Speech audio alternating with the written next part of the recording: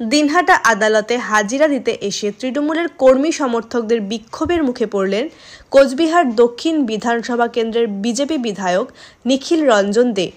বৃহস্পতিবার 2017 সালের পুরনো একটি রাজনৈতিক সংঘর্ষের মামলায় দিনহাটা মহকুমা আদালতে হাজিরা দিতে আসেন কোচবিহার দক্ষিণ বিধানসভা কেন্দ্রের বিজেপি বিধায়ক নিখিল রঞ্জন দে। সেই সময় তৃণমূলের কর্মী সমর্থকরা তাকে ঘিরে বিক্ষোভ দেখাতে থাকেন, এমনটাই অভিযোগ। তিনি যখন আদালত চত্বরে এসে পৌঁছান তখন তাকে ঘিরে গো ব্যাক স্লোগান দেখাতে থাকেন তৃণমূলের কর্মী সমর্থকরা।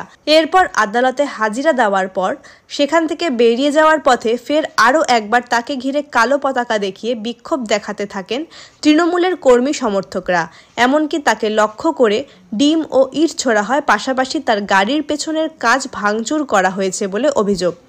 যদিও বিজেপি বিধায়কের তোলা সেই অভিযোগ অস্বীকার করেছেন তৃণমূল কংগ্রেসের রাজ্য সহসভাপতি জয়প্রকাশ মজুমদার। পাল্টা তিনি বলেন, সাধারণ মানুষজন স্বতঃস্ফূর্তভাবে বিক্ষোভ দেখিয়েছে। এই ঘটনার সাথে তৃণমূলের কেউ জড়িত নয় বলে তিনি জানান।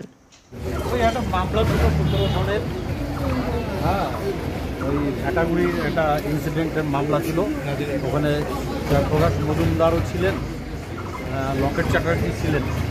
সেই মামলা দীর্ঘদিন যাবৎ চলছে। যেহেতু সবাই একসাথে উপস্থিত হয় না, তো আজকে জজ সাহেব বললেন যে যতদিন পর্যন্ত না সবাই একসাথে উপস্থিত হবে ততদিন পর্যন্ত এই মামলা দীর্ঘদিন ধরে চলবে, সে 20 বছর 25 বছর ধরে চলবে।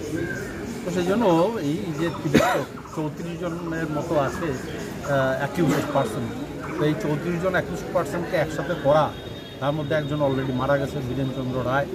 হ্যাঁ, তো এখন যতদিন পর্যন্ত এটা নিষ্পত্তি না হচ্ছে ততদিন পর্যন্ত আমাদেরকে, যেহেতু জুডিশিয়ারি সিস্টেমে আমরা আছি, আমাদের কাজতেই আছে। ওরাই ভেঙেছে, ওরাই ভেঙে এখন নাটক করার চেষ্টা করছে। নিখিল রঞ্জন জানে তৃণমূল কর্মীরা রেডি আছে, তাকে ঘিরে ধরে ডিম ছোড়া হলো। আর ডিম মামলেট টামলেট খাবে হয়তো, তার জন্য ডিম ছোড়া হয়েছে। নিখিলবাবু তো এমএলএ, তো বিধায়ক, তো গণতন্ত্রের পরিবেশ না হলে তিনি জিতলেন কি করে? তাহলে তার যে জয় হয়েছে সেটা তিনি মানুষ দ্বারা ভোটে তাকে জিতিয়েছে এটা বলতে চাইছেন না? এটা তো খুব সহজ কথা। কোথাও বিজেপি জিতেছে, কোথাও বেশিরভাগ জায়গায় তৃণমূল জিতেছে, মানুষ যাকে চেয়েছে। কিন্তু আজকের যে বিক্ষোভ সেটা স্বতঃস্ফূর্ত মানুষের বিক্ষোভ। তার কারণ হচ্ছে গত কয়েকদিন ধরে শান্ত বাংলাকে অশান্ত করার জন্যে বিরোধী দলনেতা যেভাবে বাংলার কুৎসা করছেন, বাংলার জনপ্রিয়তম নেত্রী মমতা বন্দ্যোপাধ্যায়কে আক্রমণ করছেন, জনপ্রিয় নেতা অভিষেক বন্দ্যোপাধ্যায়কে তুইতকারি করছেন, অশ্লীল ভাষায় আক্রমণ করছেন, সেটা বাংলার রুচিশীল মানুষ সেটা মেনে নিতে পারে না।